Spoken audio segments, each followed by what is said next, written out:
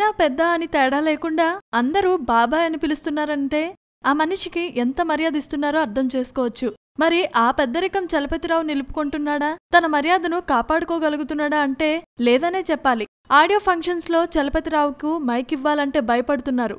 ఏమడిగినా ఓ booth వదులుతూ భయపెడుతున్నాడు. తాజాగా రారండోయ్ వేడుక చూద్దాం ఆడియో ఫంక్షన్లోనూ బాబాయ్ బూతు పురాణం ఆగలేదు.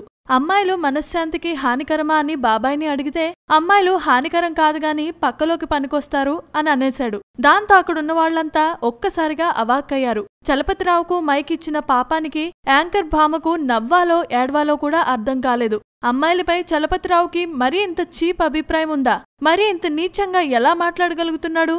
జనాలు చూస్తున్నారన్న ఇంగితం కూడా లేకపోతే ఎలా? ఇదే ప్రోగ్రాం లైవ్ లో చలపతిరావు ఇంట్లో వాళ్లు చూస్తారే, వాళ్ళింట్లోనూ అమ్మాయిలు ఉండే ఉంటారే, వాళ్ల ముందు ఆయన ఇలానే మాట్లాడతాడా? పెద్దరికం వయసులో ఉండదు, హోదాలో ఉండదు, అనుభవంలోనూ ఉండదు. మనసు, మాట్లాడే తీరు ఇతరులకు ఇచ్చే గౌరవంపై ఆధారపడి ఉంటుంది. అది చలపతిరావు లాంటి వాళ్లు గుర్తుంచుకుంటే మంచిది. ఇకనైనా ఆ నోటిని అదుపులో పెట్టుకుంటే ఇంకా మంచిది. యాంకర్ భామలు ప్రోగ్రాంకి ఏదో పెద్దోడొచ్చాడు కదా అని మైక్ ఇవ్వకుండా మీరు కాస్త జాగ్రత్తలోనే ఉండండమ్మా. ఆ బూతులు వినడానికి మీకు సొంపుగా ఉంటాయేమో కానీ జనాలకి కాదు కదా. Please subscribe. Hi, it's me Purna. Please subscribe.